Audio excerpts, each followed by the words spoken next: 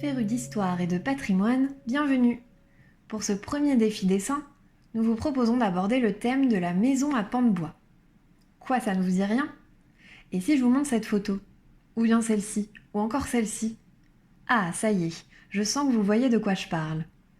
Revenons donc d'abord sur l'histoire du pan de bois dans le territoire qui nous intéresse, le Grand Villeneuvois.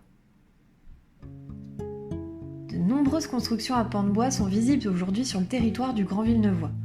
La plupart remontent à la fin du Moyen Âge. À cette période, notre territoire connaît les ravages de la guerre de Cent Ans. Celle-ci laisse le territoire ruiné et dépeuplé, il faut donc reconstruire vite et massivement. Les forêts, qui avaient été peu exploitées durant la guerre, serviront de matériaux de base pour ces nouvelles constructions.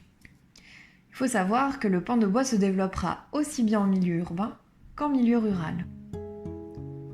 En Grand Villeneuvois, les maisons à pans de bois se composent généralement d'un rez-de-chaussée en pierre ou en briques, suivi d'un ou plusieurs étages construits en pans de bois. À l'origine, ces maisons étaient destinées à une population d'artisans et de commerçants. Chaque étage répondait donc à une fonction bien précise. Au rez-de-chaussée se trouvait l'atelier ou la boutique, l'habitation était à l'étage et les combles servaient pour le stockage.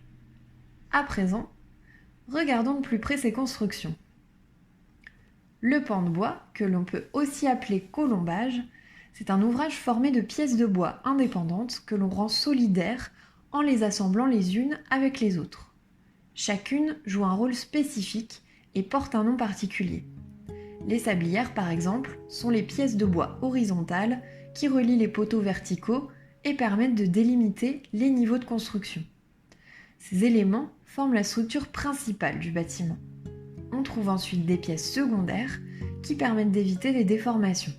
Cette armature secondaire se compose souvent de pièces obliques que l'on appelle décharges. Le tout forme le squelette de la construction. Pour remplir ensuite les espaces vides laissés entre les pièces de bois, on utilise une maçonnerie appelée ourdi. Le ourdi peut être composé de briques ou d'un mélange de paille et d'argile.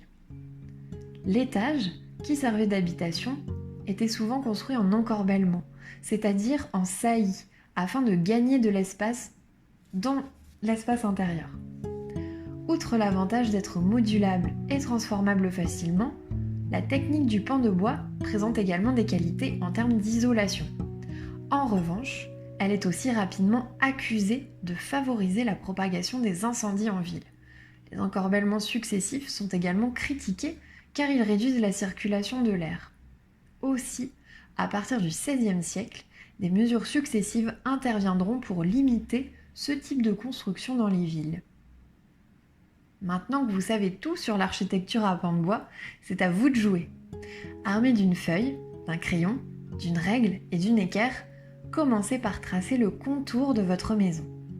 Disposez ensuite quelques fenêtres et portes, puis inventez une structure à pans de bois en n'utilisant que des lignes horizontales, verticales ou diagonales. Répartissez les morceaux de bois afin que la maison soit le plus solide possible.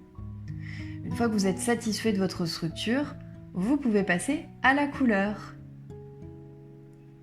Et voilà, c'est terminé pour aujourd'hui. Merci d'avoir suivi cette vidéo et rendez-vous très vite pour la prochaine.